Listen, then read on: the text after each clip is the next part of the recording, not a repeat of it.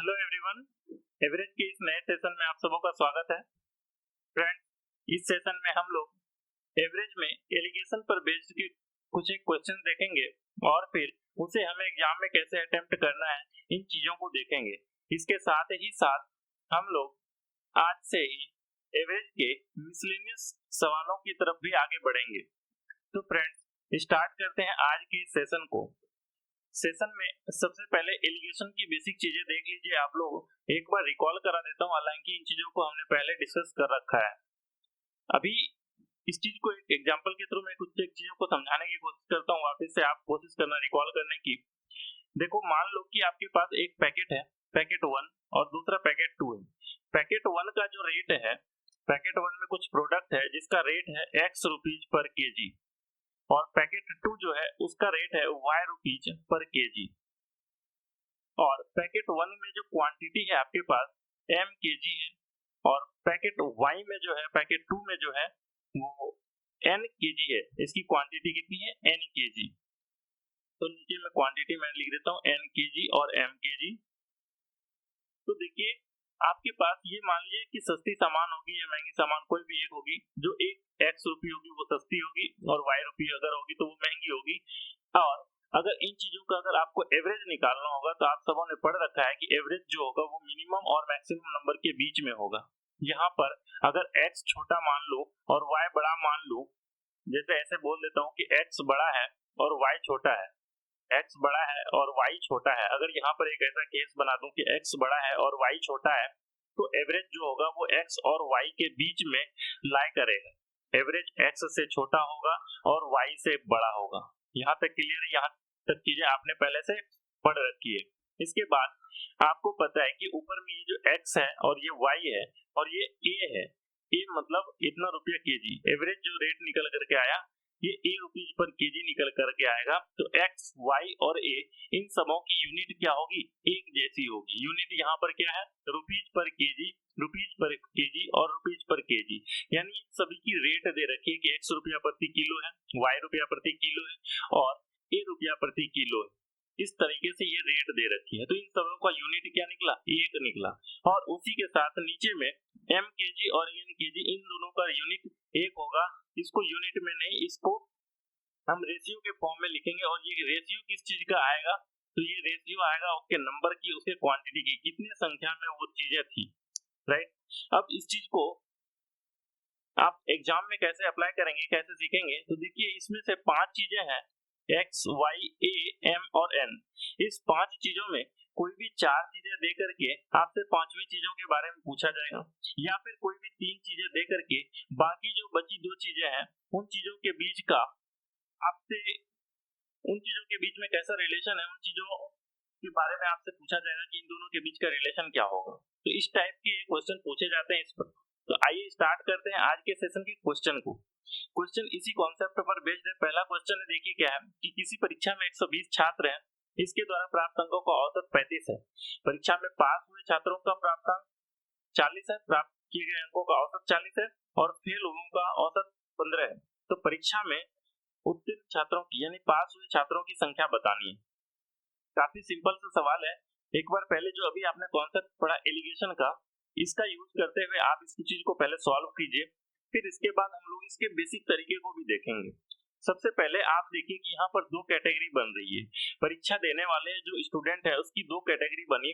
वो कैटेगरी कौन कौन सी थी? तो आप पाएंगे कि पहला जो पास हुआ है, पहला कैटेगरी कौन सा है? जो पास हुआ है। दूसरा कैटेगरी कौन सा है? जो फेल हुआ है ना? पास हुआ है और दूसरा कैटेगरी है जो फेल हुआ है। तो पास जितना हुए उन सबों का औसत क्या है? तो पास जो कैंडिडेट हुए उन सब ने कितने औसत से नंबर लाया? तो 40 का एवरेज है जो स्टूडेंट पास हुए। और जो फेल हुए उनका एवरेज कितना है? उनका एवरेज है 15। अगर आप इन दोनों को मिला देंगे, पास और फेल इन दोनों को मिला देंगे, तो आपके पास टोटल स्टूडेंट आ जाएंगे। और टोटल स्टूडेंट कितना है? ये देखिए, टोटल स्टूडेंट है 120। ये 120 टोटल स्टूडेंट है और इन सब का औसत दे रखा है क्वेश्चन में कितना? 35। यानी कि जब पास और फेल इन दोनों को मिला देंगे तो इन सब का औसत कितना आएगा? 35। आपने अभी अभी कॉन्सेप्ट पढ़ा पिछले ही स्लाइड में कि एक चीजें इसमें अधिक होगी और दूसरी चीजें कम होगी, और एवरेज कहाँ लाई करेगी, इन चीजों के बीच में। आपको करना कुछ नहीं, एलिगेशन का यूज करना है। यहाँ पर एलिगेशन का फॉर्मूला लगाना है। देखिए 40 माइनस 35 कीजिएगा, 40 माइनस 35 कीजिएगा, ये 5 होगा, और दूसरे साइड 35 माइनस 15 कीजिएगा, ये चीजें 20 हो जाएगी। तो इस चीज का ये रेशियो निकल करके आया। ये रेशियो किस चीज का निकल करके आएगा, तो आपको पता है कि इसके क्वांटिटी का रेशियो निकल करके आता है, ये नंबर का रेशियो निकल करके आता है। ये किस चीज का रेशियो निकल करके आता है, नंबर का। यहाँ पर नंबर में क्या है, तो आपको पता है कि नंबर ऑफ स्टूडेंट्स दे रखे हैं कि टोटल 120 स्टूडेंट्स थे वहां पर।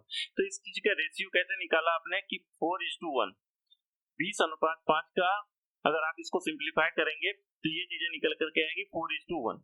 अब इस 4:1 का सेंस क्या है कि इसमें से अगर 4 स्टूडेंट पास हुआ है, अगर ये 4 स्टूडेंट पास हुआ है तो एक ही स्टूडेंट ऐसा है जो फेल हुआ है। अगर ये 4 पास हुआ है तो ये एक स्टूडेंट ऐसा है जो फेल हो गया है। यानी कि यहाँ से अगर टोटल स्टूडेंट आप देखोगे पास और फेल मिलाकर के टोटल स्टूडेंट कितने हो जाएंगे, 5। इस 5 की वैल्यू क्वेश्चन में आपको 120 दे रखी है। ऊपर में स्टार्टिंग में देखो क्वेश्चन में दे रखी है कि किसी परीक्षा में 120 छात्रों के द्वारा प्राप्त अंकों का औसत 35 है। टोटल स्टूडेंट दे रखे हैं आपको 120, 5 की वैल्यू 120 है। क्वेश्चन में पूछा जा रहा है परीक्षा में पास होने वाले स्टूडेंट की संख्या ज्ञात कीजिए, यानी कि इस 4 की वैल्यू ज्ञात करनी।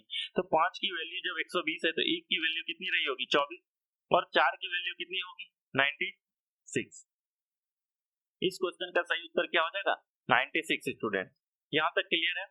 अब इसी चीज को आप बेसिक तरीके से अगर बनाते तो कैसे बनाएंगे, इस चीज को आप देखो। सबसे पहले आपको पता है बेसिक से बनाने के लिए आपके पास एक नंबर होता है, फिर जब आप इसको एवरेज के साथ मल्टीप्लाई करते हैं तब टोटल मिलता है। बेसिक तरीके से आपने यही तो सीखा है कि नंबर इनटू एवरेज बराबर होता है टोटल। एक ही फॉर्मूला है इसमें। देखो सबसे पहले जो टोटल नंबर ऑफ स्टूडेंट थे, टोटल की बात कर रहा हूँ, टोटल कितने स्टूडेंट थे, 120। टोटल नंबर ऑफ स्टूडेंट कितने थे, 120। एवरेज इन सबों का कितना था, 35। तो बता दो इस 120 छात्रों के द्वारा हर एक छात्र अगर 35-35 नंबर लेकर के आएगा तो टोटल कितना होगा। आपने से सब बताएंगे कि इस चीज को हमें क्या करना पड़ेगा, मल्टीप्लाई करना पड़ेगा। तो आप मल्टीप्लाई करो तो यहाँ पर पहले 0 लिख दो, 12 पंचे 60, 12 तिया 36 और 6 42। टोटल कितने हो जाएंगे, 4200। अब इसके बाद देखना दूसरा केस आपके पास बनेगा कि ऐसे बच्चे जो पास हुए थे, ऐसे बच्चे जिन्होंने एग्जाम पास किया, तो पास करने वाले बच्चों की संख्या कितनी है। तो आपको क्वेश्चन में नहीं दे रखा है कि कितने बच्चे ऐसे थे जिसने पास किया एग्जाम। तो आप इस केस के लिए क्या करेंगे, इसको मान लेंगे कि माना कि पास होने वाले छात्र जितने स्टूडेंट्स ने पास किया उसकी संख्या है x। अब जिसकी संख्या x है और पास होने वालों का औसत कितना है कि पास होने वाले छात्रों ने किस औसत से मार्क्स लाया है, तो आपने बताया कि भाई 40 का एवरेज है उन स्टूडेंट्स का जिन्होंने एग्जाम को पास किया है। तो 40 के औसत से अगर नंबर लेकर के आएगा तो कितना हो जाएगा टोटल, आप कहेंगे 40x। कितनी हो जाएगी टोटल, 40x। अब बताना इसके बाद रिमेनिंग क्या होगी कि टोटल बच्चों में से जब पास स्टूडेंट्स को घटा दोगे तो आपके पास क्या बचेगा, total number of failed student. Failed student कितने बचेंगे, तो 120 और माइनस में x, 120 माइनस x, ये बचेंगे आपके पास टोटल नंबर ऑफ स्टूडेंट जो फेल हो गए। अब इन सब चीजों का औसत कितना था, इसका औसत कितना है, तो आप बताएंगे कि 15। कि नंबर ऑफ स्टूडेंट्स जो फेल हुए थे उनका एवरेज 15 दे रखा है क्वेश्चन में। तो इन सब ने मिलाकर के टोटल कितने मार्क्स लाए होंगे, आप कहेंगे 15 गुना में 120 और माइनस x। अब यहाँ से आपके पास एक इक्वेशन बन करके आएगी और आपको इस इक्वेशन को सॉल्व करना पड़ेगा। वो इक्वेशन क्या होगी, ये देखो इक्वेशन ऐसे बनेगी कि टोटल आपके पास 4200 मार्क्स हैं। 4200 मार्क्स किसके द्वारा लेकर के आया गया है, तो पास और फेल इन दोनों के द्वारा मिला करके। तो पास होने वाले 40x और फेल होने वाले के 15 गुना 120, 15 बारे 180 और एक जीरो ऐड कीजिए और माइनस में 15x। इन दोनों को जब आपने ऐड किया तो आपके पास टोटल मार्क्स कितने होने चाहिए, 4200। यहाँ से देखिए 40x माइनस 15x यानी कि 25x, और इस चीज की वैल्यू 4200 माइनस 1800 यानी कि 2400। क्वेश्चन में यहाँ पर x की वैल्यू आपको निकालनी है। x की वैल्यू कितनी हो जाएगी, आप कहेंगे 25 को इससे भाग देंगे 25 गुना अगर 100 करेंगे तो 2500 होगा, इससे 100 ये कम है यानी कि 4 हटाना है यानी कि 96। x इज इक्वल टू कितनी हो जाएगी 96। ये 96 किस चीज की संख्या मानी थी आपने, तो नंबर ऑफ स्टूडेंट्स जो पास हुए थे। तो इसी की चीज की वैल्यू आपसे क्वेश्चन में पूछी जा रही थी, उत्तीर्ण छात्रों की संख्या बताइए, तो उत्तीर्ण छात्रों की संख्या कितनी हो गई 96। चीजें क्लियर है बेसिक से, तो आपको समझ में आ गई होगी आपको बनाना है इसको एग्जाम में एलिगेशन के अप्रोच से। ठीक है, अगले सवाल की तरफ बढ़ते हैं। अगला सवाल देखिए क्या है, सेम कॉन्सेप्ट है, सेम कॉन्सेप्ट पर बेस्ड है ये सवाल भी, इसको आप सॉल्व करने की कोशिश कीजिए। एक परिवार है जिसमें 8 वयस्क और शेष बच्चे हैं। परिवार के सभी सदस्य औसतन 10.8 किलो चावल प्रति महीने का खपत करते हैं। परिवार के सभी वयस्क जो है वो 15 किलो प्रति महीने खाते हैं और बच्चे जो खाते हैं वो 6 किलो प्रति माह खाते हैं। यहाँ पर भी देखिए दो कैटेगरी आपके पास बन करके आती है, पहला आता है आपके पास एडल्ट का और दूसरा आता है चिल्ड्रन का। पहला आया एडल्ट का और दूसरा आया चिल्ड्रन का। एडल्ट का जो एवरेज खपत है, एवरेज खपत को मैं ऊपर लिखता हूँ, एवरेज कंजम्पशन जो है वो कहाँ है, एडल्ट का है 15 किलो प्रति महीने, 15 केजी प्रति महीने, और चिल्ड्रन कितना खाता है 6 केजी पर मंथ। जब इन दोनों को मिला देते हैं तब इन सब की खपत मिला करके होती है 10.8 केजी पर मंथ। यही चीजें तो दे रखी। अब देखो हर एक जगह पर केजी पर मंथ है, इसलिए इस चीज को मैंने यहाँ पर से हटा दिया। हर जगह पर कहीं पर एलिगेशन में ये चीजें लिखते नहीं, तो आपको इस चीज को अगर आप आगे सॉल्व करोगे तो सॉल्व करके क्या पाओगे, 15 माइनस 10.8 यानी 4.2, 10.8 माइनस 6 यानी 4.8। ये किस चीज का रेशियो आएगा, तो नंबर का रेशियो आएगा। किसके नंबर का, तो आप कहोगे कि number of adult is to number of children. यानी कि अगर 8 6 48 और 7 6 42 यानी कि अगर 8 एडल्ट हैं, अगर एडल्ट की संख्या 8 है तो उसके रिस्पेक्ट में 7 चिल्ड्रन होंगे। यही तो इसके कहने का सेंस है। अगर 8 एडल्ट हैं तो चिल्ड्रन कितने होंगे 7। अब क्वेश्चन में आप देखो वयस्कों की संख्या क्वेश्चन में 8 दे रखी है, यानी इस 8 की वैल्यू अगर खुद की 8 दे रखी हो तो 7 की वैल्यू भी कितनी रह जाएगी 7। तो इस क्वेश्चन का सही उत्तर क्या हो जाएगा 7। ठीक है, ये था इस क्वेश्चन को करने का एलिगेशन से अप्रोच था। अगर आप इस चीज को बेसिक तरीके से करना चाहेंगे तो बेसिक तरीके से भी कर सकते हैं। सिंपली देखो अब दोनों चीजों को मैं अलग अलग जो लिख रहा था उसी चीज को एक साथ अगर कंबाइंड करके लिख दूं तो आप इस चीज को सॉल्व कैसे करोगे, तो देखो टोटल अगर होंगे तो बच्चों की संख्या हमें दे नहीं रखी, तो बच्चों की संख्या को आप खुद से मान लोगे x। अगर टोटल बच्चे हो जाएंगे x तो टोटल जो उस परिवार में सदस्य हो जाएंगे वो हो जाएंगे 8 + x, और इन सब का कंजम्पशन कितना है मिला करके, तो आप कहोगे 10.8 केजी। और ये किस चीज के इक्वल होगा, तो आप कहोगे कि 15 किलो पहले जो वयस्क खाते थे यानी एडल्ट खाते थे, यानी कि 8 आदमी ऐसे थे जो 15 किलो करके खाते थे और x ऐसे आदमी थे जो 6 किलो प्रति महीने करके खाते थे। तो इस इक्वेशन को जब आप सॉल्व करोगे तो यहाँ से भी आप x की वैल्यू निकाल पाओगे। देखो 10 8 80 और 8 8 64 86.4 प्लस 10.8x बराबर 15 8 120 प्लस 6x। इस चीज को आप सॉल्व करो, 10.8 में 6 घटा दो तो 4.8x बराबर में 120 में से 86.4 घटाओ, देखो 13.6 और 20 33.6 हो जाएंगे। पॉइंट से पॉइंट हटा हुए तो 4 7 28 8 7 56, देखो ये 7 टाइम्स में ये कैंसिल हो जाएगा, तो x इज इक्वल टू यहाँ से भी आपको पता चल जाएगा 7। x इज इक्वल टू 7 मतलब क्या हुआ कि x किस चीज की संख्या को माना था आपने, x इज इक्वल टू था number of child, number of children जो था वो 7 था, इसका मतलब x था, तो x की वैल्यू आ गई क्वेश्चन के अकॉर्डिंग 7। तो इस क्वेश्चन का सही उत्तर क्या हो जाएगा 7, कि 7 बच्चे थे वहां पर। चीजें क्लियर है, अगले सवाल की तरफ बढ़ते हैं। अगला सवाल देखिए क्या है, किसी कार्यशाला में कार्य करने वाले सभी श्रमिकों को औसत वेतन 8,000 है, इनमें से 7 तकनीशियनों को औसत वेतन 12,000 तथा बाकी श्रमिकों को औसत वेतन 6,000 है। इस कार्यशाला में कार्य करने वाले सभी श्रमिकों की कुल संख्या ज्ञात कीजिए। देखिए इस क्वेश्चन को आप एंड तक सॉल्व करने के बाद भी गलत कर लेंगे। चीजों क्वेश्चन को बड़ी ध्यान से समझने की कोशिश कीजिएगा, ऑप्शन क्लोज हो सकते हैं, हर एक चीजों के ऊपर जो आपका आंसर आएगा हर एक वैल्यू ऑप्शन में दे रखी होगी। तो इस चीज को एक बार सॉल्व करने के लिए ऐसे समझिए कि एक है टेक्नीशियन, दूसरे साइड है लेबर। टेक्नीशियन की जो एवरेज इनकम है वो 12,000 रुपया है, लेबर की जो एवरेज इनकम है वो 6,000 रुपया है क्वेश्चन के अकॉर्डिंग। इसके बाद जब इन सब को मिला देंगे तो सारे लेबर का जो इनकम है वो 8,000 रुपया पर महीना है। जब आप यहाँ पर एलिगेशन लगाएंगे तो आपको नीचे में मिलेगा number of technician is to number of labour. तो आप इसको जब सॉल्व करोगे तो 12,000 माइनस 8,000, 12,000 में जब 8,000 घटाओगे तो आपको मिलेगा 4,000 और अदर साइड में मिलेगा आपको 8,000 माइनस 6,000, ये हो जाएगा 2,000। आप इस चीज को सॉल्व करोगे तो 1:2 निकल करके आएगा। अब देखो आपसे यहाँ पर गलती होने की चांसेस होंगे। 1:2 किस चीज का रेशियो? तो number of technician is to number of labour.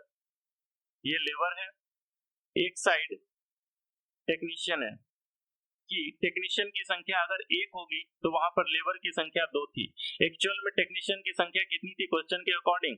Question के अकॉर्डिंग टेक्नीशियन की संख्या थी 7, यानी एक की वैल्यू क्वेश्चन में 7 दे रखी तो 2 की वैल्यू कितनी हो जाएगी? 14। आप देखेंगे यहाँ पर कि श्रमिकों की संख्या पूछी जा रही है, आपने आंसर क्लिक कर दिया कि 14 और ये आंसर आपका हो जाएगा गलत। ये आंसर यहाँ पर आपका गलत हो जाएगा। गलत क्यों हुआ? तो क्वेश्चन में पूछा जा रहा है कि कार्यशाला में कार्य करने वाले सभी श्रमिकों की वेतन, यानी सभी श्रमिकों में से सिर्फ लेबर नहीं आएंगे, टेक्नीशियन भी आएंगे। तो यहाँ पर इस क्वेश्चन को जो सही उत्तर होगा वो 7 और 14 दोनों मिला करके, यानी इस 3 की वैल्यू होगी, 3 की वैल्यू कितनी हो जाएगी? 21, यानी इस क्वेश्चन का सही उत्तर 21 होता। इस क्वेश्चन को बेसिक से सॉल्व करने के लिए मैं आपके ऊपर छोड़ता हूँ कि बेसिक से आप सॉल्व करो खुद से, है ना। अगले सवाल की तरफ बढ़ते हैं। अगला सवाल देखिए क्या है। अभी तक ये था टाइप 1। टाइप 1 में आपने क्या देखा कि नंबर ऑफ स्टूडेंट्स के अकॉर्डिंग आपसे पूछा जा रहा था, जो नीचे लिखी जा रही थी नंबर ऑफ स्टूडेंट्स, तो सब जगह नंबर ऑफ स्टूडेंट्स आपको फाइंड आउट करना था। ये टाइप 2 में आते हैं। टाइप 2 में ऐसा कंडीशन बन सकता है,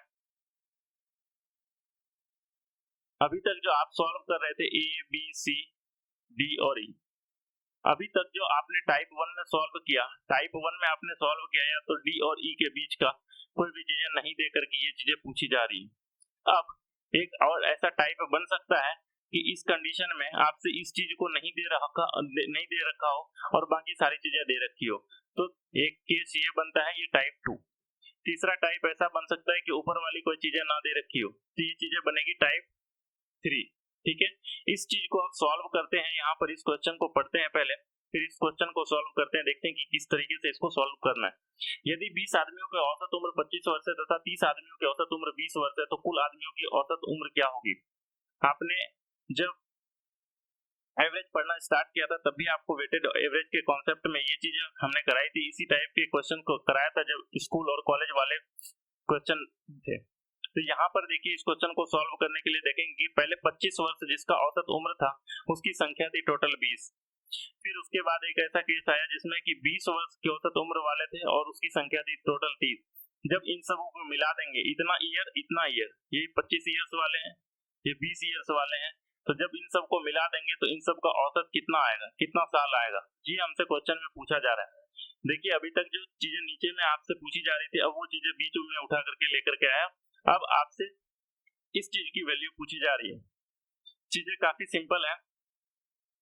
आपको सबसे पहले पता होता है कि यहाँ पर जो नंबर निकाल करके आते हैं सिर्फ इसको चीज की हमें रेशियो की जरूरत होती है। तो ये 20:30 जो है, इस चीज को सिंपलीफाई करके आप ऐसे लिखेंगे 2:3। जब आप इसको 2:3 के फॉर्म में सिंपलीफाई करके लिखेंगे तो थोड़ा सा क्वेश्चन आसान दिखने लगेगा। क्वेश्चन ऐसा दिखेगा 25, 20 और नीचे में 2:3 और बीच में एक कोई वैल्यू आएगी। कौन सी वैल्यू आएगी? इस चीज को निकालने के कई सारे तरीके हो सकते हैं। आपने बेसिक तरीका खुद से बनाना है, खुद से उस तरीके से सॉल्व करना है। यहाँ पर जो तरीके एलिगेशन का यूज है, एलिगेशन के कॉन्सेप्ट को यूज करते हुए मैं दिखाने की कोशिश कर रहा हूँ, ध्यान से देखना। पहला तरीका जो बन सकता है, इसमें ये ऐसा हो सकता है कि आपने वेटेड एवरेज का कॉन्सेप्ट लगाया और आपने ऐसे बोला कि जो एवरेज होगा ना वो 25 गुना 2 प्लस 20 गुना 3 और डिवाइड कर देंगे टोटल नंबर से, यानी 3 और 2 5। इस चीज से आप डिवाइड कर देंगे तो 25 दूनी 50 और 20 3 60 और 50 110। 110 को डिवाइड करेंगे जब आप 5 से तो आपका उत्तर आ जाएगा 22। कि यहाँ पर भैया कुछ नहीं होगा तो ये 22 होगा। चाहे तो आप इस चीज को डेविएशन से बना सकते हैं, दूसरे तरीके में आपको मैं लिख करके देता हूँ, यहाँ पर आप डेविएशन लगा करके बना सकते हैं। डेविएशन में आपने कोई भी नंबर सपोज कर लिया, कोई भी नंबर, एक ऐसा नंबर 25 और 20 के बीच आपको पता है कि एवरेज जो भी होगा वो 25 साल और 20 साल इसके बीच में ही आएगा। क्योंकि मिनिमम और मैक्सिमम के बीच होता है एवरेज। तो आपने कह दिया कि इसके बीच कुछ भी होगा, आपने कहा जी 23 साल होगा। जब 23 साल होगा तो इसके बाद बाकी संख्याओं में देखोगे कि आप ये 2 साल अधिक है। तो जब ये 2 साल अधिक है तो कितने नंबर हैं ऐसे जिसमें 2-2 साल अधिक जा रहे हैं, तो आप कहेंगे कि 2 ऐसे नंबर हैं जिसमें 2-2 साल अधिक जा रहे हैं। फिर एक केस ऐसा आएगा कि दूसरे साइड आप देखिए कि 3 साल यहाँ पर कम हो रहा है, तो 3 साल कितनों में कम हो रहा है, 3 में, और टोटल कितने पर इम्पैक्ट पड़ेगा, तो आपने कहा जी 5 पर। आप देखेंगे 2 दूनी 4 और 9, यानी कि -5 डिवाइड बाय 5, यानी कि ये -1 हो जाएगा। तो जो संख्या आप 23 देख रहे थे वो 23 ना होकर के 23 -1 होगी, और वो संख्या एवरेज जो होगी वो 22 होगी। ये था इस क्वेश्चन को करने का डेविएशन वाला तरीका। तीसरा तरीका अगर आप इसी में लगाना चाहेंगे तो वो कौन सा तरीका होगा, इस चीज को ध्यान से देखिए।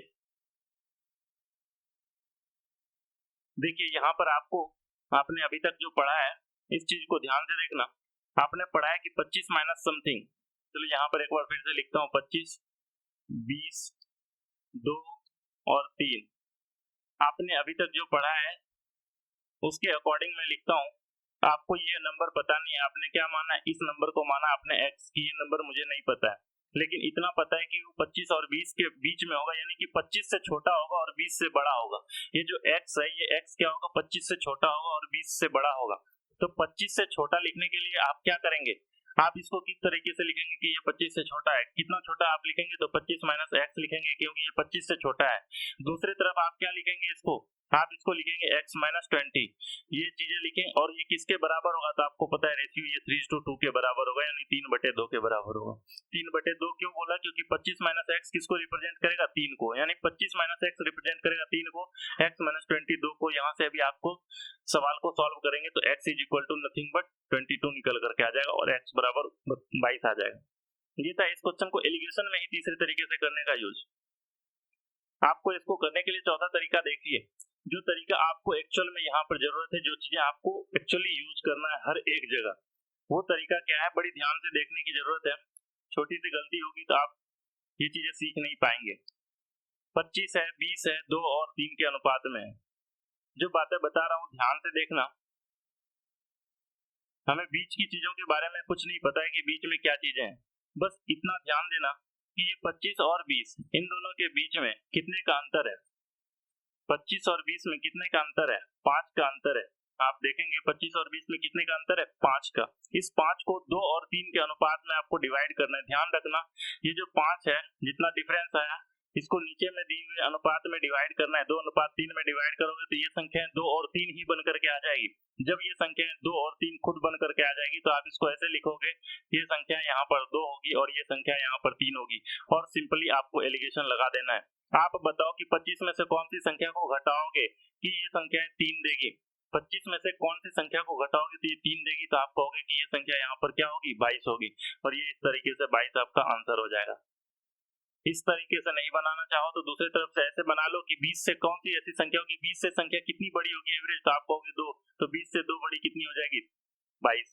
ये इस तरीके से ये आपका उत्तर निकल करके आ जाएगा।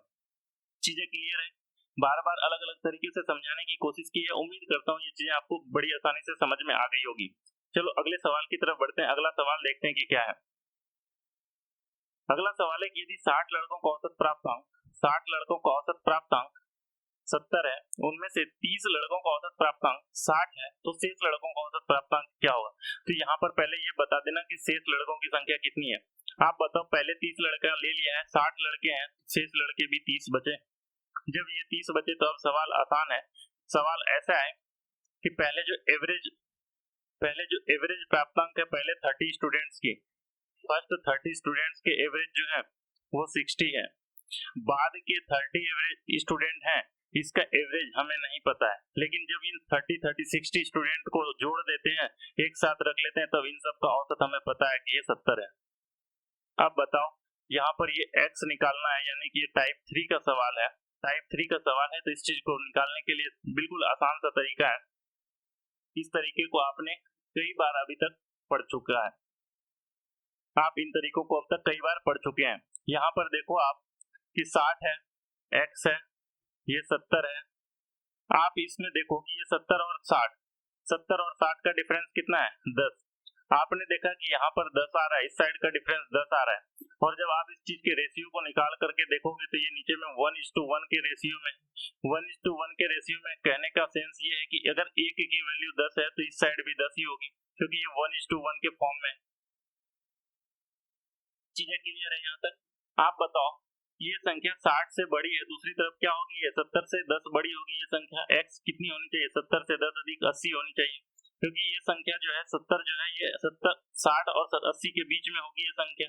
तो यहाँ पर जो x की वैल्यू होगी वो रिक्वायर्ड आंसर क्या हो जाएगा, 80। इसी क्वेश्चन को आप इस क्वेश्चन को भी मल्टीपल तरीके से सोच सकते हैं। आप चाहें तो इसको इस तरीके से सोच करके बनाने की कोशिश कीजिए कि एक तरफ मान लीजिए कि आपके पास 60 है, दूसरी तरफ x है, आपको पता नहीं है, और यहाँ पर 70 है, और दोनों साइड का रेशियो पर मैटर करता है। रेशियो देखो, आपने बोला कि 1:1 के रेशियो में है, तो मैंने कहा टोटल स्टूडेंट ही मान लो कि 2 है। जब टोटल स्टूडेंट 2 है, एवरेज 70 है, तो टोटल मार्क्स कितने हो जाएंगे, 140। 140 में एक साइड का स्टूडेंट उसने 60 मार्क्स गेन कर लिया, 60 मार्क्स प्राप्त कर लिया, तो टोटल रिमेनिंग जो मार्क्स होंगे वो किसने गेन किया होगा, सेकेंड वाले ने प्राप्त किया होगा, यानी कि दूसरे साइड जो x होगा x = 80 होगा। चीजें क्लियर है? कई तरीकों से इसको भी समझाने की कोशिश की।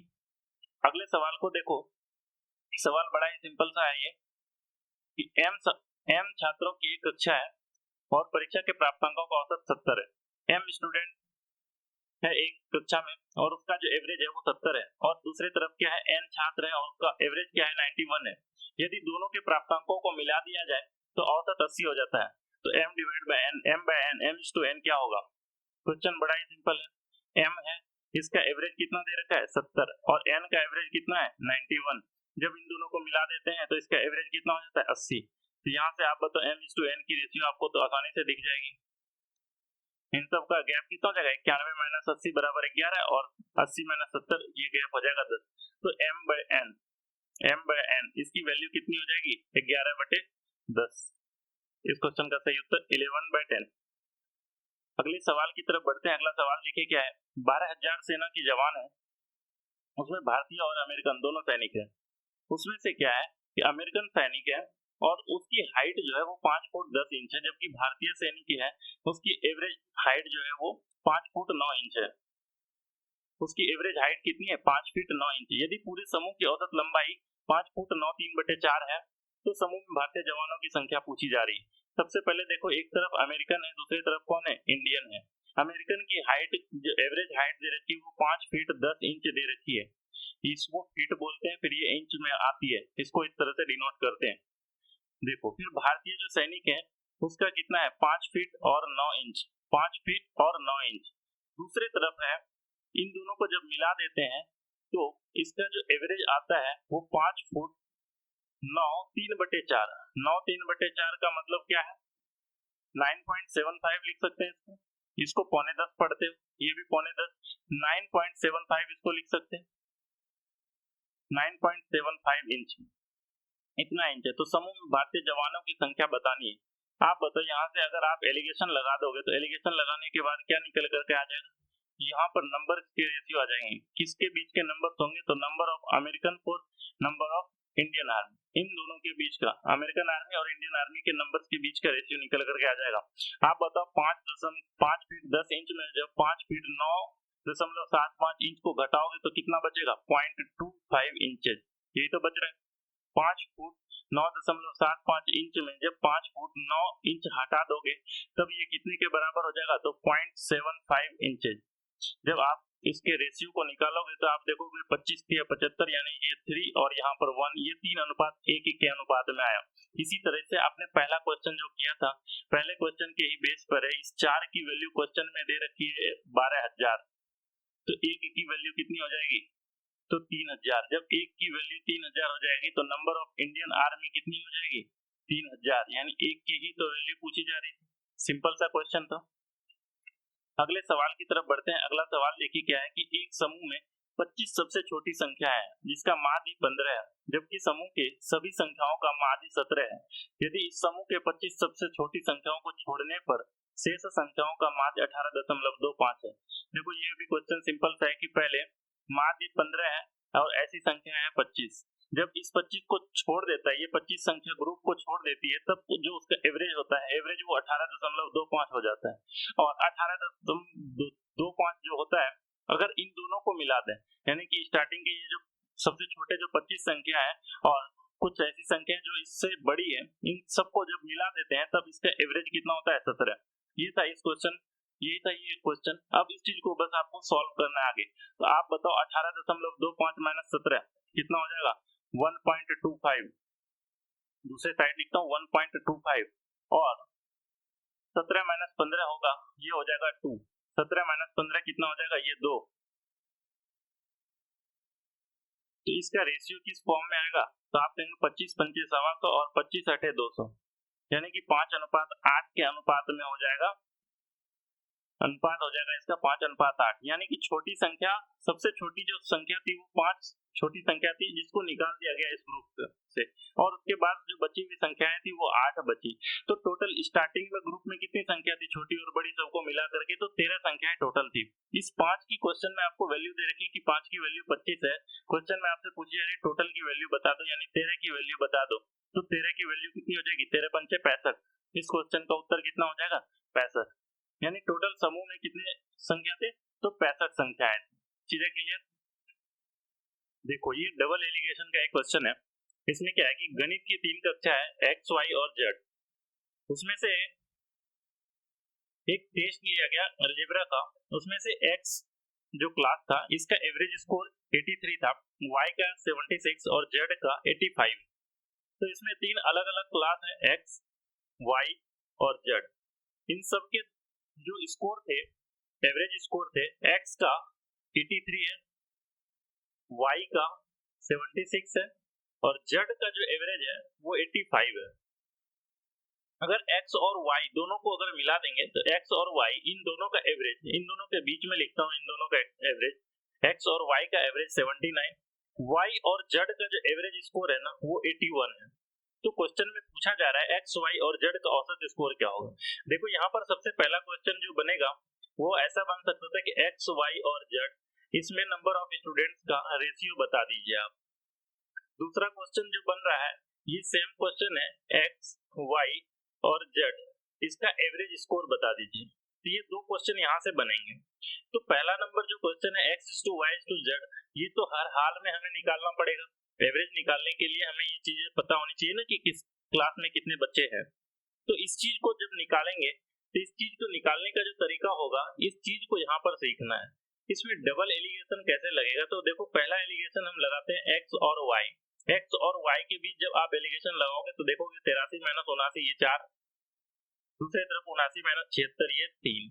तो एक्स और वाई के बीच में आपको पता चल जाएगा कि एक्स और वाई में 3:4 के अनुपात में छात्र हैं। उसी तरह से दूसरी तरफ जब आप एलिगेशन वाई और जेड में लगाओगे तो जेड माइनस ये जो जेड की मार्क्स थी 85, इसमें जब आप 81 को घटाओगे तो आप क्या देखोगे 4। इसी 4 को मैंने यहाँ पर डायरेक्ट लिखा हुआ रहने दिया। ये हर एक केस में जरूरी नहीं, यहाँ पर 4 मैच हो गए तो हर एक केस में जरूरी नहीं है कि ये मैच हो। तो उस केस में आपको क्या करना पड़ेगा, इन दोनों को इक्वेट करना पड़ेगा।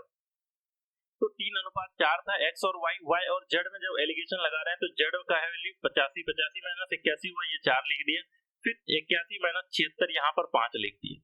तो एक सिंपल सा जो रेशियो निकल करके आ जाएगा कि एक्स वाई और जेड, इसमें नंबर ऑफ स्टूडेंट्स का जो रेशियो है वो 3:4:5 होगा। यहाँ से पहले नंबर क्वेश्चन का आंसर निकल करके आ जाएगा।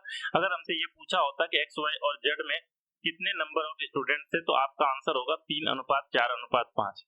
लेकिन क्वेश्चन हमसे ये नहीं पूछा गया, क्वेश्चन हमसे पूछा गया कि एक्स वाई और जेड का एवरेज बता दो। इस तरीके के क्वेश्चन को आपने वेटेड एवरेज के कॉन्सेप्ट में सीख रखा है और ये देखा है कि किस तरीके से इन टाइप के क्वेश्चन को हल करते हैं।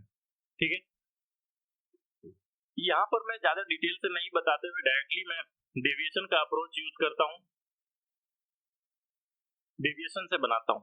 आप चाहे तो यहाँ पर 83 गुना 3, 76 गुना 4 और 85 गुना 5 इन सबको गुना करके ऐड कर देते और फिर 4 3 7 और 5 12 से भाग दे देते तो भी आंसर आ जाता।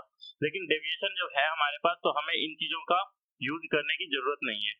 तो देखो उसकी जगह पर हम क्या कर सकते थे, तो आपको पता है सबसे पहले सबसे छोटी संख्या 76 है और सबसे बड़ी संख्या कितनी है 85। सबसे छोटी थी 76 और सबसे बड़ी है 85, तो एवरेज जो होगा इन दोनों के बीच में होगा।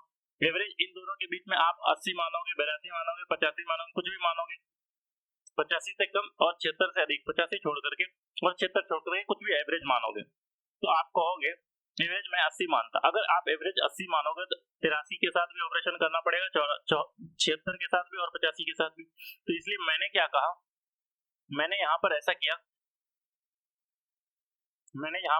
कि एवरेज मैंने 83 मान लिया।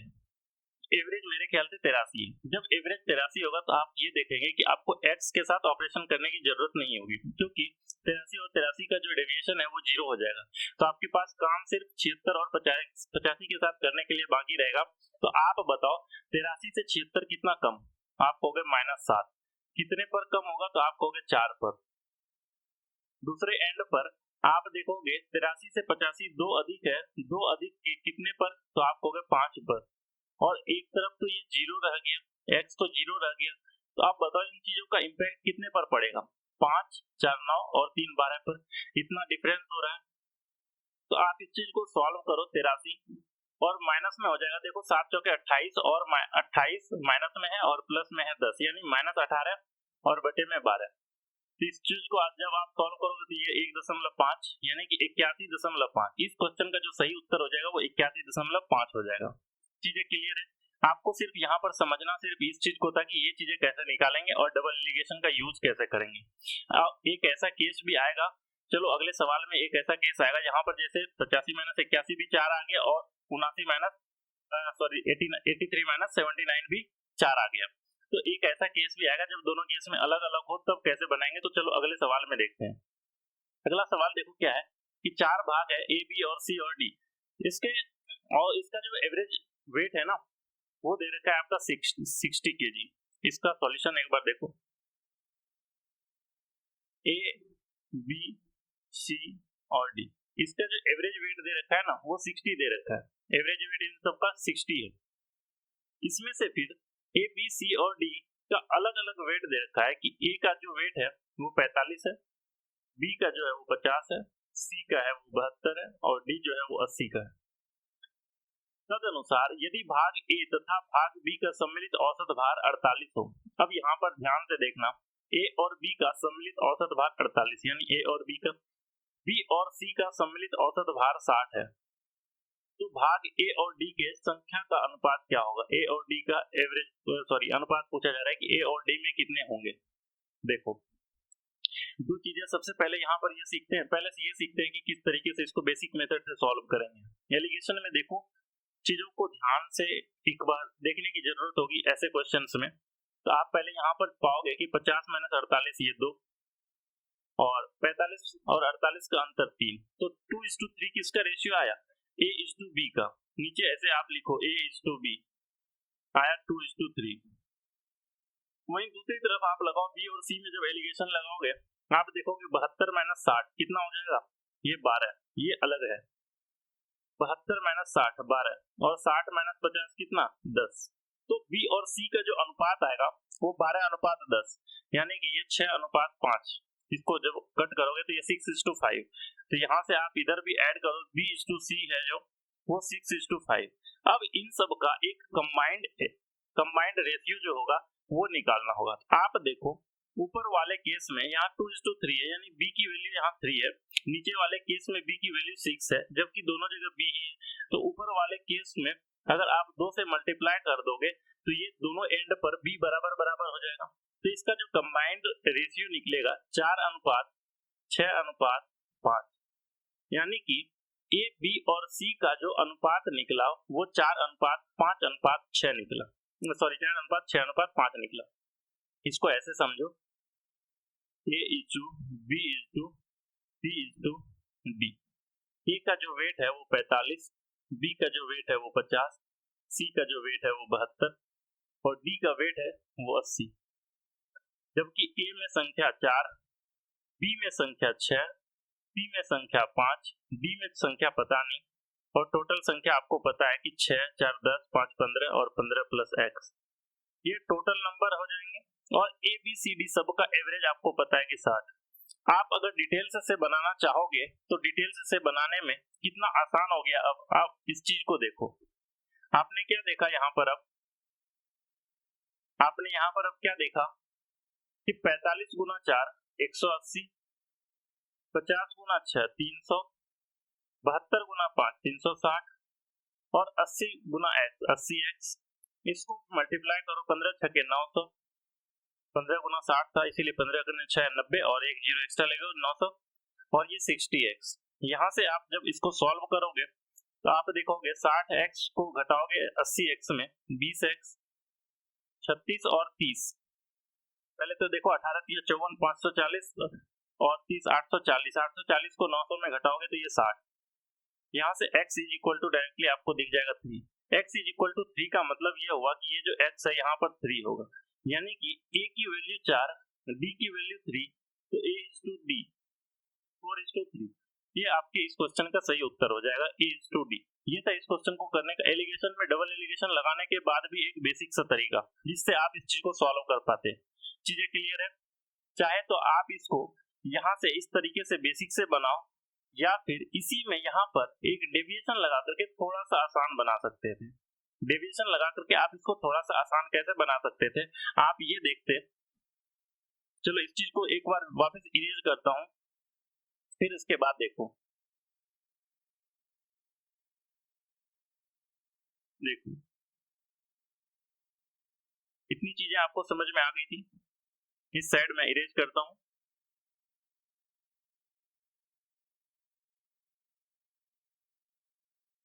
देखो ABCD का जो रेशियो है वो 4 है, ये 6 है, ये 5 है और इसके बारे में आपको पता नहीं है तो बाकी चीजों को अब इरेज कर दो।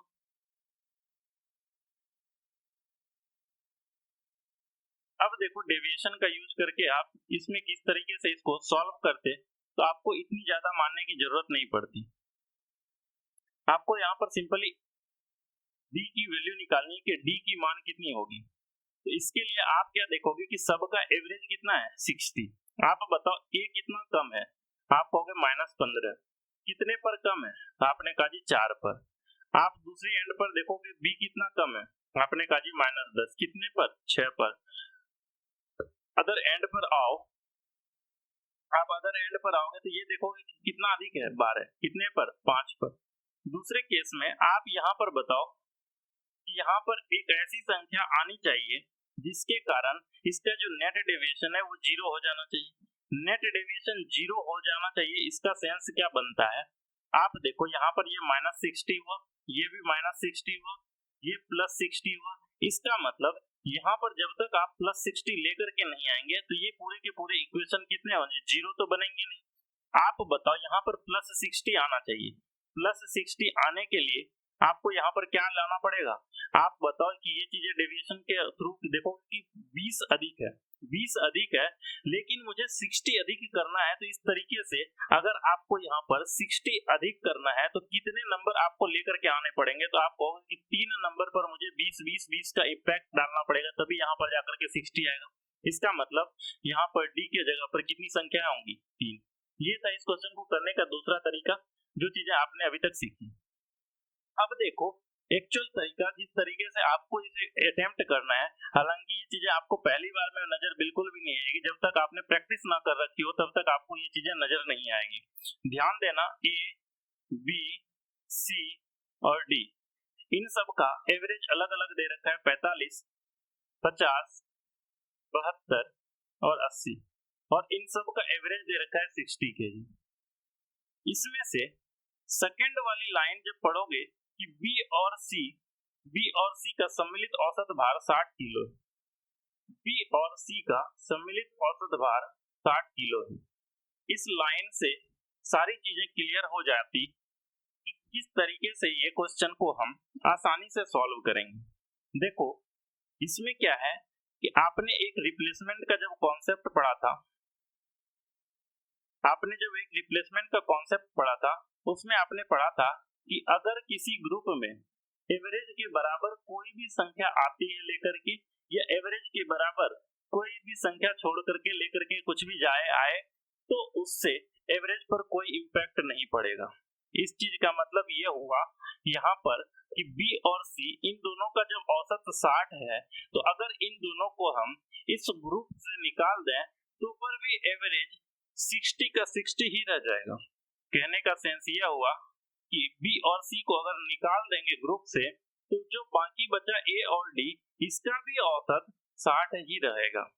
चीजें क्लियर है कि बी और सी दोनों का औसत 60 है।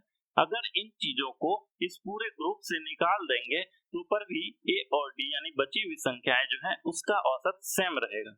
तो आप बताओ, ए की इनिशियल वैल्यू 45 थी, डी की इनिशियल वैल्यू 80 थी, इन दोनों का डिफरेंस आप देख लो, इधर 20 होगा, इधर 15 होगी, तो इसका जो रेशियो होगा वो 4:3। यही आया था क्या आंसर? चीजें समझ में आई? चलो एक बार फिर से देखो, आपने रिप्लेसमेंट का जब कॉन्सेप्ट पढ़ा था तब आपने पढ़ा था, ऐसे पढ़ा था कि 10 आदमी है जिसका एवरेज वेट 50 किलो है, इसमें से 2 आदमी एक्स्ट्रा आ गए, 2 आदमी आए जिनमें एक का वजन 40 किलो था, दूसरे का वजन 60 किलो था। जब इस तरीके का आपने क्वेश्चन पढ़ा था तो आपने देखा था कि कितना एक्स्ट्रा आदमी आया, तो 2 एक्स्ट्रा आदमी आया, तो इसके औसत निकाल दिया आपने, इसका टोटल पहले औसत निकाला। औसत क्या देखा आपने? 50 कि 2 आने वाले आदमी जो है इसका औसत तो 50 है, इसका मतलब ये जो पहले से एवरेज 50 था ये चेंज ही नहीं हुआ, चेंज नहीं हुआ तो अब 12 संख्या हो गई, 12 का भी औसत अब कितना हो जाएगा? 50। आपने इस चीज को पढ़ रखा है। अगर आप बताओ 2 आदमी ऐसा आता जिसमें एक का वजन 60, दूसरे का वजन 80 किलो होता, आपने ऐसे समझा कि एक का वजन 60, दूसरे का वजन 80 किलो हुआ, तो आप इस चीज को कैसे सॉल्व करते थे? आप इस चीज को बताओ, आप इस चीज को देखो, सॉल्व ऐसे करते थे कि 60 है यानी कि ये 10 अधिक लेकर के आया, ये 30 अधिक लेकर के आया, तो अब जो 12 संख्याएं होंगी इसका औसत 50 तो होगा ही, लेकिन इसके साथ में ये जो 30 और 10 40 एक्स्ट्रा आया, ये 40 एक्स्ट्रा अब बाकी 12 संख्याओं में डिवाइड हो जाएगी। अब जब ये चीजें डिवाइड करते थे आप, तो 3 चौके 12, 10 चौके 40, यानी कि अब जो नया औसत होता वो 53.33 ऐसा हो जाता था। तो इसी कॉन्सेप्ट का यूज करते हुए यहाँ पर हमने ये बताया कि ये जो 2 नए छात्र आए या 2 नए छात्र छोड़ करके अगर जाते जिसका वजन इतना एवरेज के बराबर होता तो ग्रुप पर कोई इम्पैक्ट नहीं पड़ता। इसी चीज को हमने यहाँ पर यूज इस तरीके से किया कि ये जो 2 बी और सी थे इसका जो औसत वजन था ये 60 किलो था, इस चीज को हमने ग्रुप से निकाल दिया, तो बाकी जो बचे थे ए और डी, इसका भी औसत वजन कितना होना चाहिए था? 60। इसी के बाद यहाँ पर एक एलिगेशन लगाया और एलिगेशन निकालने के बाद हम अपने आंसर तक पहुंच गए, राइट। अगले सवाल की तरफ बढ़ते हैं। देखो अगला सवाल क्या है, the average salary of 97 accountant, चलो 97 लेखाकार है और 2 निरीक्षक है और एक आयुक्त का औसत वेतन है 15,000। प्रत्येक निरीक्षक और आयुक्त के वेतन 30,000 और 40,000 है। देखो यहाँ पर ऐसा है कि 97 अकाउंटेंट है, 2 इंस्पेक्टर है और 1 कमिश्नर है। इसमें से क्या हुआ कि इंस्पेक्टर और कमिश्नर इन दोनों की सैलरी दे रखी है, इसकी सैलरी 30,000 है, कमिश्नर की सैलरी 40,000 है। वास्तविक जीवन से इस चीज का कोई संबंध नहीं है, ठीक है। इसकी सैलरी 30,000 है और कमिश्नर की सैलरी जो है 40,000 है। अब क्या करता है कि एक इंस्पेक्टर और एक कमिश्नर इन दोनों को हटा करके इसकी जगह पर 2 नए आदमी को लाया जाता है। जब 2 नए आदमी को लाया तो इसका वेतन कितना था पता है? एक का वेतन था 35,000, दूसरे का वेतन था 45,000, इतना लेकर के आया। अब इस चीज से बदल दिया गया, तो इसके कारण पूछा जा रहा है कि अब जो इम्पैक्ट पड़ेगा इन सब पर, जो इम्पैक्ट पड़ेगा, जो पहले जो इन सबों की एवरेज सैलरी 15,000 थी, तो इस चीज के कारण ये जो 2 नए आदमी आए, इन दोनों नए आदमी के आने के कारण इसकी सैलरी पर क्या इम्पैक्ट पड़ेगा? आप बताओ। अभी आपने पढ़ा, पिछले स्लाइड में अभी पढ़ा कि अगर वो 30,000 और 40,000 लेकर के आ रहा होता तो सैलरी पर क्या कोई इम्पैक्ट पड़ता? आप में से सभी बताएंगे कि अभी हमने पढ़ा है कि अगर 30,000 और 40,000 यानी कि जो 70,000 छोड़ करके जा रहा है, अगर इसकी जगह पर 70 ही लेकर के आता तो कोई इम्पैक्ट नहीं पड़ता, एवरेज ज्यों का त्यों रहता, एवरेज कांस्टेंट रह जाता। लेकिन इसकी जगह पर क्या हुआ कि जो 30 गया था लेकर के अब 35 आ गया, यानी 5 के एक्स्ट्रा लेकर के आ रहा है एक आदमी। दूसरी तरफ जो कमिश्नर गया 40,000 छोड़ करके, उसकी जगह पर जो नया आदमी आया वो भी 5,000 एक्स्ट्रा लेकर के आया, यानी कि एवरेज 15,000 जो इनिशियल था वो तो रहेगा ही, उसके अलावा ये जो 10,000 रुपया नया लेकर के आया, ये 10,000 रुपया भी ऐड हो जाएगा। कितने लोगों में बटेगा? तो आप बताओगे कि 97 लेखाकार थे, 2 ये थे और 1 ये थे, यानी कि टोटल 100 लोगों में ये चीजें बढ़ जाएगी। 100 में जब आप ये बांटोगे तो आप देखोगे 15,100 रुपया अब क्या होगा, नई औसत सैलरी हो जाएगी। चीजें क्लियर है? पिछले ही स्लाइड में इस कॉन्सेप्ट को भी समझा दिया था, इसलिए उम्मीद करता हूँ कि यहाँ पर ये चीजें आपको समझ में आ गई होगी कि किस तरीके से 2 लोगों को चेंज किया गया, 2 लोगों की जगह पर रिप्लेस किया गया 2 लोगों को। जब 2 लोगों को रिप्लेस किया तो आपने ये देखा कि कितना एक्स्ट्रा लेकर के आया, जितना एक्स्ट्रा लेकर के आया उतने को बराबर बराबर भागों में सब में बांट दिया, क्योंकि एवरेज का मतलब ही होता है बराबर बराबर बंटवारा। चीजें क्लियर? अगले सवाल की तरफ बढ़ते हैं। देखो अगला सवाल क्या है कि यदि पहले वर्ष की जनसंख्या में 20% की वृद्धि हो रही है और दूसरे वर्ष की जनसंख्या में 30% की वृद्धि हो रही है तो औसत वृद्धि दर क्या आंसर है? देखो सिंपल से सवाल है, इस टाइप के क्वेश्चन जब आप परसेंटेज में पढ़ोगे तो सक्सेसिव का एक फॉर्मूला होता है, तब वो कोई पढ़ोगे।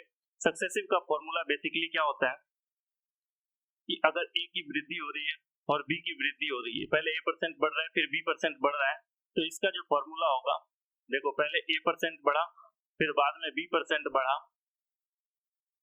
दोनों साइड में बढ़ रहा है, तो इसका जो फॉर्मूला होता है A plus B, A B और अपॉन में 100। चीजें क्लियर? इस तरीके का एक फॉर्मूला होता है। चीजें आई कैसे, जब परसेंटेज आप पढ़ोगे तो बहुत ही डिटेल से ये सारी चीजें आपको सीखने को मिलेगी। आप यहाँ पर फॉर्मूले पर पुट करो कि पहले साल 20 बढ़ा, दूसरे साल 30 बढ़ा, तो टोटल ये, इसका मतलब ये होता है कि टोटल वृद्धि कितनी होगी, तो आप कहेंगे 20 गुना 30 और डिवाइड कर देंगे आप 100 से, तो 100 के 2 जीरो इससे कट जाएंगे, यानी 56% की वृद्धि हुई। अब बताओ कि 56% की वृद्धि कितने सालों में हुई, पहले साल और दूसरे साल, यानी 2 सालों में। जब 2 सालों में 56% बढ़ा तो औसतन कितना बढ़ेगा, तो आप में सब बता दीजिएगा कि 28%। इस तरीके से अगर समझ में ना आया हो तो आप में से अगर कोई ऐसा है जो इस तरीके से समझ में ना आया तो इसको इस तरीके से भी आप समझो कि मान लो कि आपके पास 100 रुपए थे, मान लिया कि पहले 100 थी कहीं की जनसंख्या, और पहले साल इसमें क्या हुआ कि 10% की वृद्धि हुई, 10% की 10% नहीं 20% की वृद्धि हुई। 20% की वृद्धि होगी तो 100 है कोई चीज है, जब उसमें 20% की वृद्धि हो जाएगी तो वो संख्या कितनी हो जाएगी, अब जनसंख्या वहां की हो जाएगी 120। अब 120 हुई, लेकिन अगले साल फिर से ऐसा हुआ कि 30% की वृद्धि हो गई। जब 30% की वृद्धि हो गई तो इसका मतलब क्या हो जाएगा, 120 का फिर 30%, यानी कि 12 या 36 और बढ़ जाएगा, 120 प्लस 36 यानी कि अब 156 हो जाएगा। तो आप बताओ ओवरऑल कितना चेंज हुआ, 100 से 156 आने में कितना चेंज हुआ, आप कहोगे 56%। 56% चेंज कब हुआ, 2 साल के अंदर। 2 साल में जब 56% बढ़ा तो 1 साल में कितना बढ़ा होगा, तो आप में से सब बता देंगे कि 28%, और जो 1 साल में बढ़ा यानी कि औसतन 28% बढ़ी होगी। चीजें समझ में आई? तो सिंपल सा इस क्वेश्चन का सॉल्यूशन था कि 28% की वृद्धि होगी। आप जब बनाने लगोगे क्वेश्चन पर, जब अच्छे से पकड़ हो जाएगी तो आप यहीं से डायरेक्ट देख करके कह देते कि 20 और 30, 20 50 और 56% का 2 से डिवाइड कर देंगे, यानी 28% की औसतन वृद्धि होगी। क्वेश्चन में ऐसी गलती कतई न करना कि 20% बढ़ा है तो इसका आधा निकाल दिया 10 और यहाँ से 15 निकाल दिया, 10 और 15 यानी 25% की वृद्धि मार करके मत आ जाना। चीजें क्लियर है? चलो आज के सेशन में बस इतना ही था, अगले सेशन में फिर जल्दी ही मुलाकात होगी। तब तक के लिए आप जितनी चीजें आपने पढ़ रखी इन चीजों को प्रैक्टिस करना। अगले सेशन में हो सकता है कि 2 सेशन और आएगी इसके बाद बाकी जो भी क्वेश्चन बचे हुए रह जाएंगे वो आपको क्लास नोट्स में मिल जाएंगे। बाकी जो कॉन्सेप्ट पर बेस्ड था इतना ही सेशन था, इसमें सफिशिएंट क्वेश्चन हमने करा दिया है एवरेज के पार्ट में। अब अगले टॉपिक की तरफ बढ़ेंगे, अगला टॉपिक जल्दी ही डिसाइड करेंगे कि अगले टॉपिक कौन से टॉपिक को रखेंगे, राइट। तब तक के लिए आप वापस से बोल रहा हूँ, रिवाइज कीजिए सारी चीजों को और फिर जल्दी ही मिलते हैं नेक्स्ट सेशन में। Thank you.